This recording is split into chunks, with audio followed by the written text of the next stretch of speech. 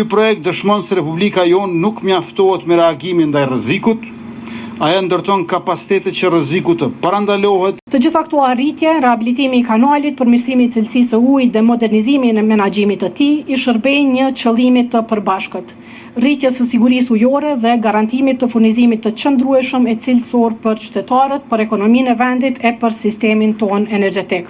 Ne jemi të vetëdijshëm se puna e renovimit kanallit nuk përfundon këtu, sepse ne kemi renovuar vetëm pjesët më të dëmtuara në gjatësi prej 19 kilometrave nga gjithsej 21 kilometër. Sot po e përurojmë përfundimin e një projekti madhor të Iberlepensit, siguria ujore dhe mbrojtja e kanalit.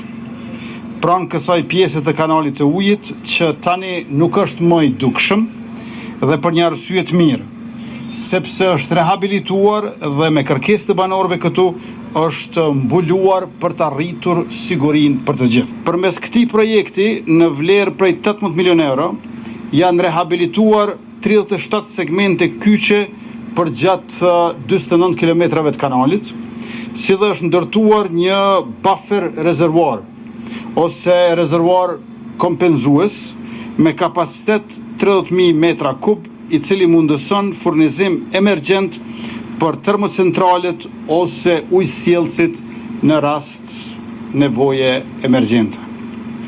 Ky projekt dëshmon se Republika jonë nuk mjaftohet me reagimin ndaj rrezikut, ajo ndërton kapacitetet që rreziku të parandalohet dhe shërbimet esenciale të vazhdojnë të ofrohen me cilësinë e duhur pa ndërprerje. Mbulimi i këtij segmenti prej 400 metrash ka qenë komponenti veçantë i projektit.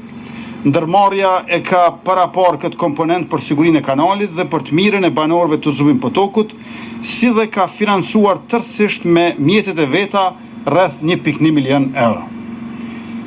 Si rezultat, kanali do të jetë më i sigurt dhe më i mbrojtur ndaj çdo dëmtimi, ndërsa sipërfaqja e mbuluar do të jetë në dispozicion si hapësirë publike për aktivitetet e komunitetit. Qeveria e Republikës Kosovës do të vazhdojë të investojë në veri, jo vetëm me fjalë të largëta, por me siguri të afërt, vende pune, shërbime publike cilësore dhe hapësira publike ku qytetarët trajtohen e takohen si të barabartë. Ky projekt që po përurojmë sot ka dhënë 3 rezultate kryesore. E para e ka rehabilituar kanalin dhe rikthyer kapacitetin e tij fillestar.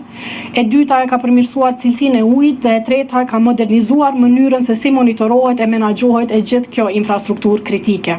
Rezultati i parë është rehabilitimi i plot i 10 kilometrave të kanalit.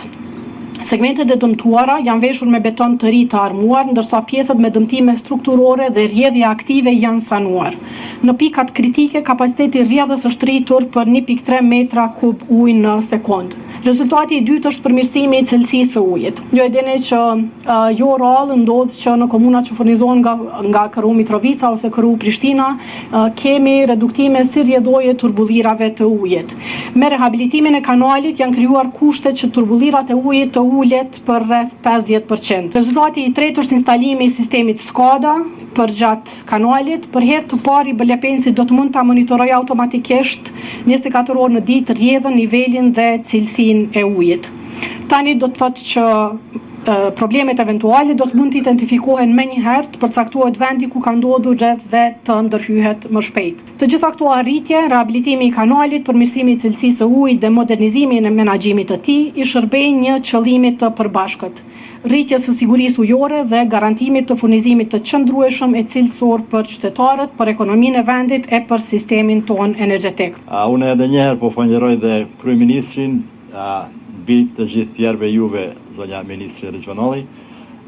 Keni treguar deri më tani veten që me të vërtetën jeni një person të e përkushtuar për zhvillimin të secili prej rajoneve të Kosovës.